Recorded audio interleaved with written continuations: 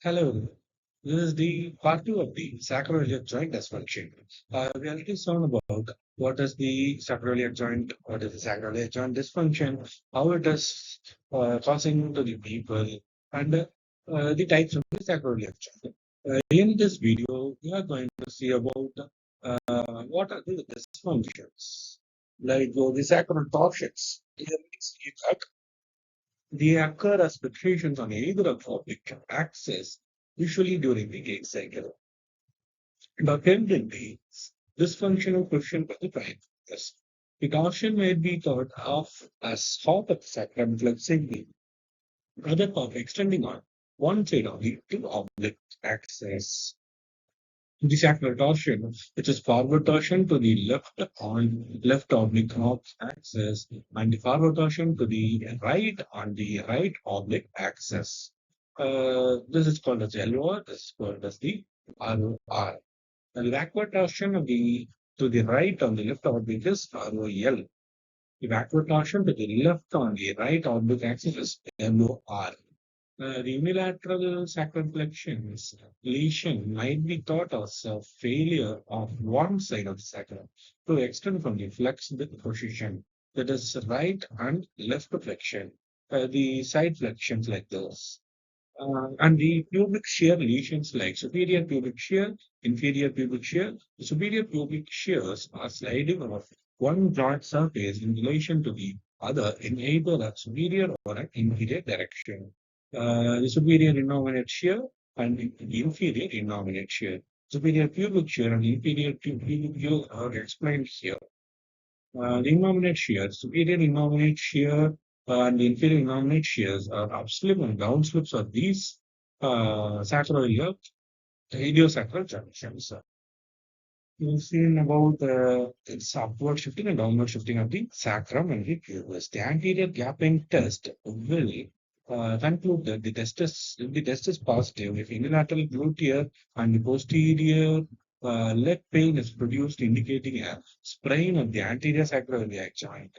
The therapist is standing side as in the dog standing position. The patient is in the lying position, and the therapist will do this anterior gap test.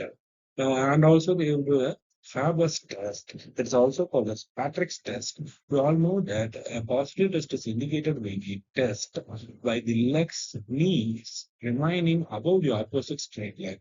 And they will do the abduction while the knee is in the flexion. It is called as Faber's test or Patrick's test. Then the prone limb test. The therapist will watch the patient's both foot when the patient's lying on the couch. And the two foots are in the same position. The two foots coming on the same line. It is called negative. If it is not coming in the same, the limb length is discontinuous. Then the sacroiliac joint goes for any torsional process. This is confirmed by the prone limb length test.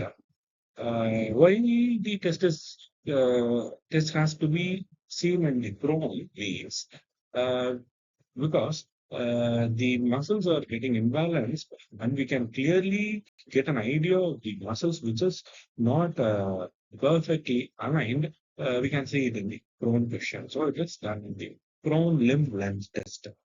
The Gillette test, one leg stroke test, of the SIG on the side on which the knee is flexed most slightly or in a superior direction. Joint is considered hypomobile, which indicates a positive test. It is called as one leg stroke test or Gillette test. Uh, and the Pudalo sign, seated flexion test. If one posterior superior iliac spine, usually the painful one, is lower than the other, the patient is asked to perform trunk flexion while remaining as seated.